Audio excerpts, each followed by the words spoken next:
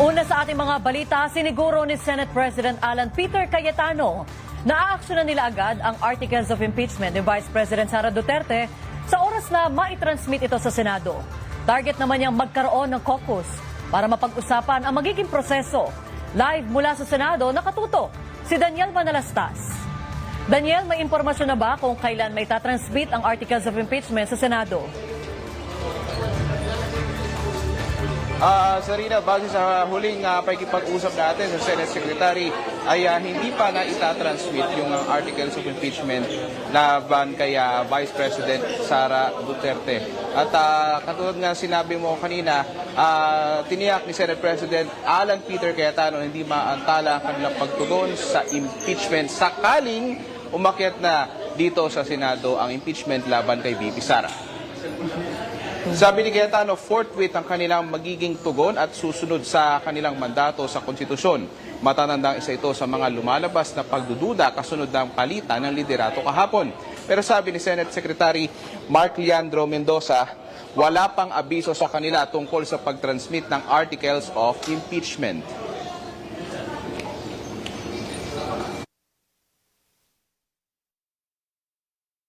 Immediately. Forthwith. To the next day, sir? The next day, sir. So, I consulted also Senator Soto. Sabi niya, process, ibigay muna sa committee on rules. So, we will do what has to be done and there won't be delays. Basta forthwith. There won't be delays. You judge us on our actions, but I don't know what time it will receive. I don't know kung ano. That's why I want a majority caucus. But we won't delay. We won't delay. There's no reason. Diba? The country needs us in other capacities. Naglabas naman ng himutok si Senator Bato de la Rosa kay dating Senate President Tito Soto. Sabi ni Soto, alam na niyang may warrant talaga laban kay Bato pero hindi niya inaasahan ang biglaang paglutang nito. Sir, may sama ng loob ka ba kay SP Soto knowing na nag-coordinate pala sa kanya mga NBI? Hindi ako plastic. Hindi magsabi na wala akong sama na because kung ginawa niya pagtataksil, hindi lang yung pagtataksil sa kanyang kulig, kundi pagtataksil niya sa institusyon ng Senado.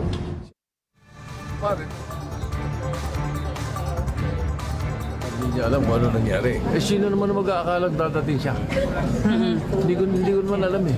Wala naman akong ikang obstruction of justice na ginawa. Wala rin akong ikang ginawang masama para sa kanya.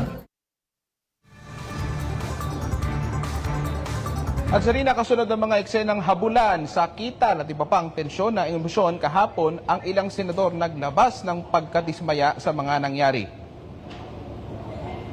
Yung scene yesterday was really ugly. Maski no matter kung anong side ng political fence ka naroon, alam naman yan, di ba? Neutral ka, nasa side ka nito, side ka ganito, pangit talaga tingnan yung nangyari. Okay.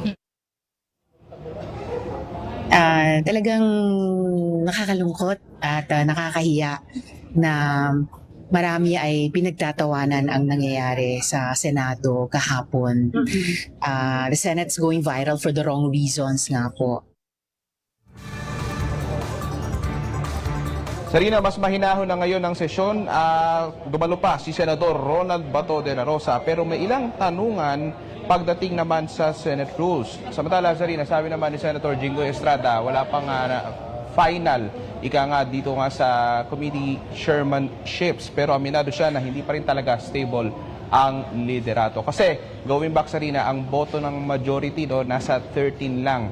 So marami pa ring member nung nasa minority kasi nasa 9 sila. Kung susumahin mo yan, Sarina, meron pang 2 nag-abstain at ikaw kung bibilangin mo yan, iilan lamang na senador ang pwedeng kumbinsihin at pwede na ulit mabawi nila Senator Soto kung sakali man ang liderato dito sa Senado. Sarina? Maraming salamat, Daniel Manalastas.